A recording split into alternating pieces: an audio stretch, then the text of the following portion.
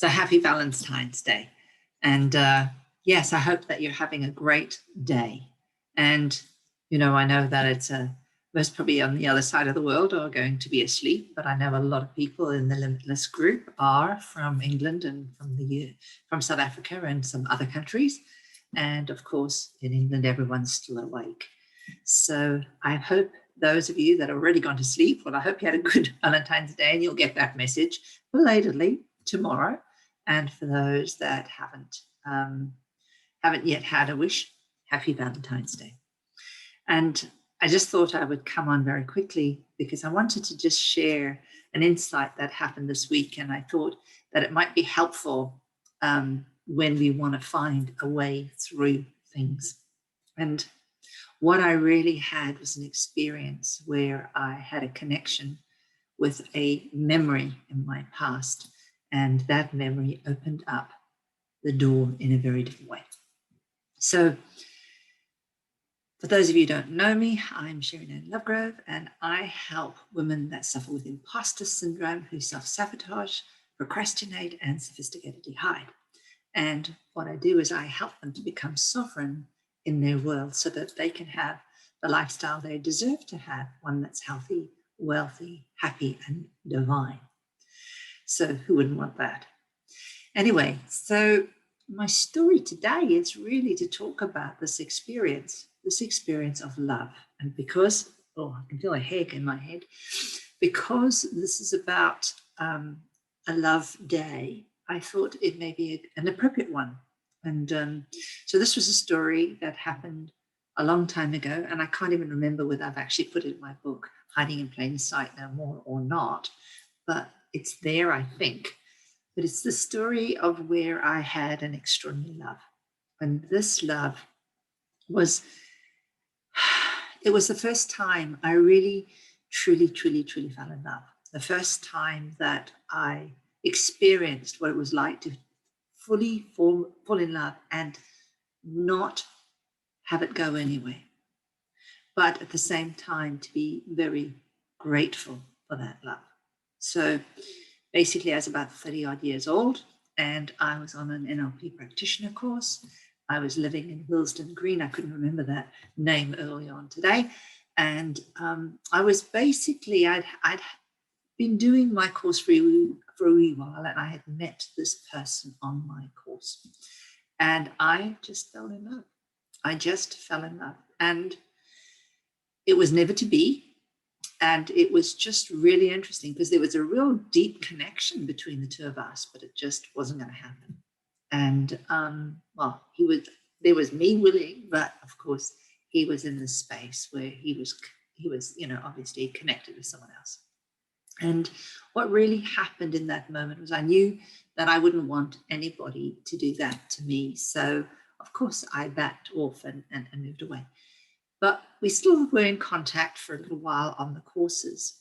And then, but the thing is, the heart wants what the heart wants, doesn't it? And you just sit there and you really feel very despondent. So for those of you that experience Valentine's Day and not have your own Valentine, the message really is particularly for you here today.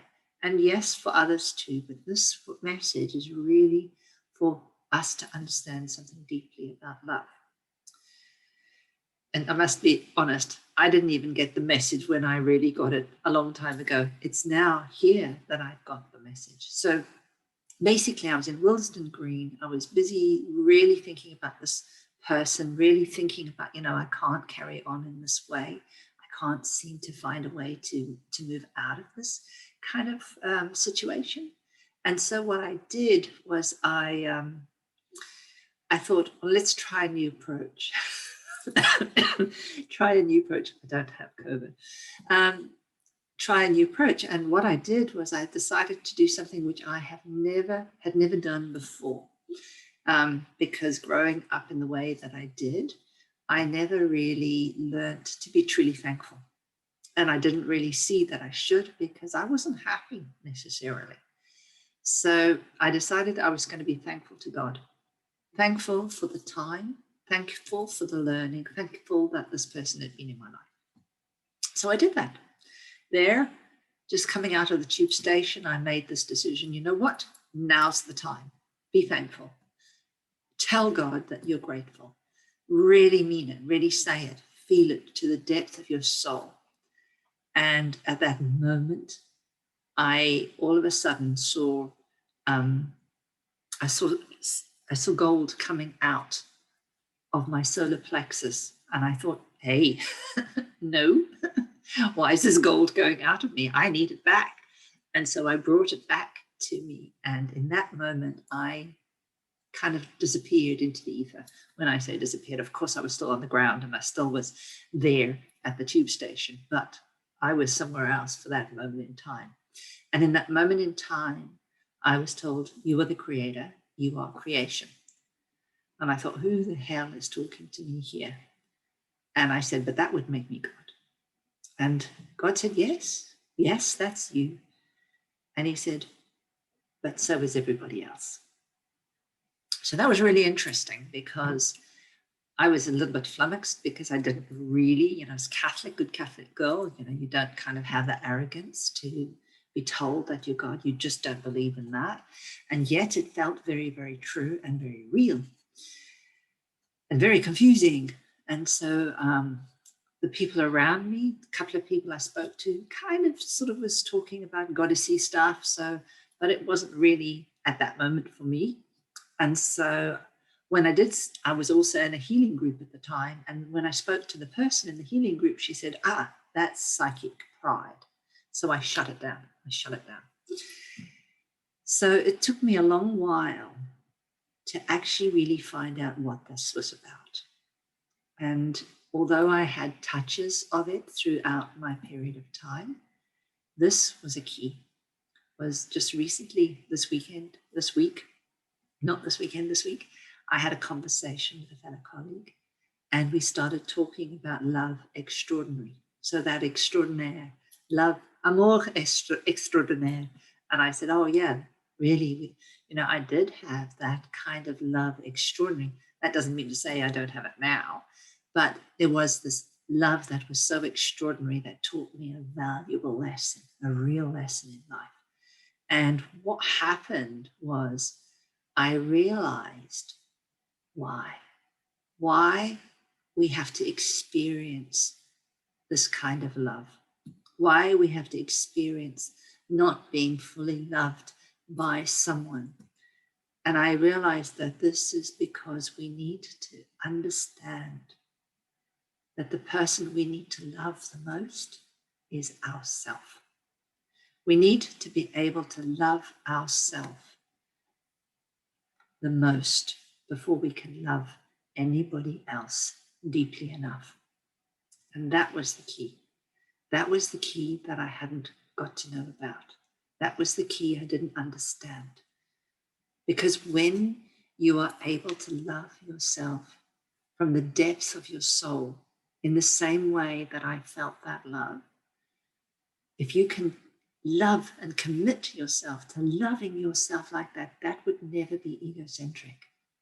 That would be the same love that you would give if you were loving a lover.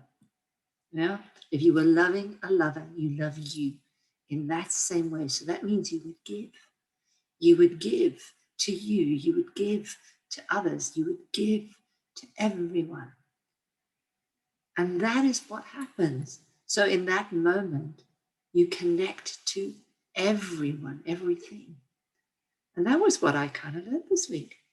It was really looking at this paradox of why we need to feel this unrequited love, but feel the depth of love so deeply that we get to understand what it's all about. What it's all about. So this depth of love is the depth of love. If you've fallen in love with someone and you've fallen that deeply, that is how you have to love you. That's how you have to love you. And if you are not doing that, then the only way forward is to work on that. That is the very first thing that you have to do. For any kind of change to happen, you have to love you.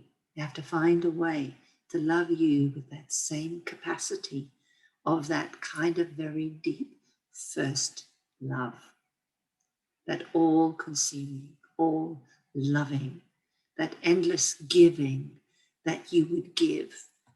You have to give it to you. So if, I hope that you've all got someone that's there with you, giving you a happy Valentine's Day.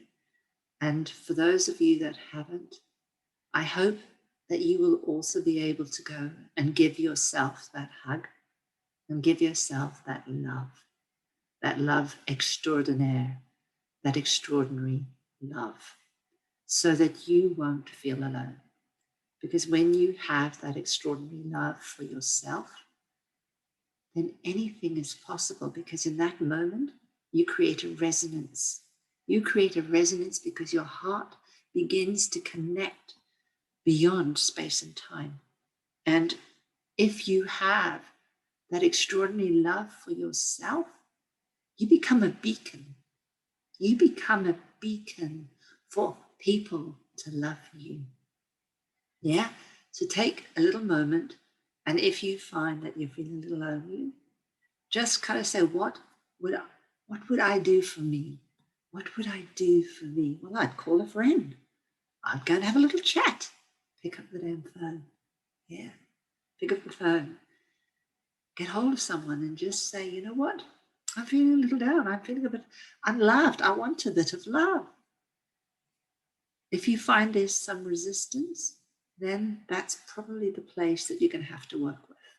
Yeah. If you find that you really think this is really silly, but you're still not in the space where you're outshining your light the brightest that you can, then you're in resistance. And if you feel that there isn't anyone there for you, and there probably never will be, then that's not true. The only reason that becomes true is when we make it so. Yeah? I love all Star Trek. So I'm already hearing Captain Picard saying, number one, make it so. Yes, you are the captain of your ship. You make it so. Yeah. So I hope that's been a little bit helpful. It's something that's been mulling in my mind, and I wanted to really be clear about what it really meant and what it was all about. And to really understand that from the level of depth of someone who herself has suffered with imposter syndrome, who herself has felt invalidated, overlooked, ignored, who herself hasn't been able to get out of the hamster wheel at times. Yeah. The only way up and out is to love yourself. Because when you love yourself, you'll do extraordinary things. You'll take the risk. You'll take the smile. You will go forward. You will be that goal directed. You'll follow your heart. You will follow your soul. And you'll be on track. And if that's what you start to do, if you go inside and just think about how you love yourself, just feel that vibration when you feel it, because you'll feel it'll expand your chest. And when you expand your chest, it expands that frequency, and that frequency bursts forth through time and space, and it sends a message. And do it for at least 2 to 3 minutes, just so that the universe gets the message, all right?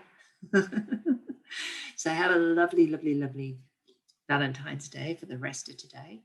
And we'll catch up soon, and hopefully we will speak to you in a while.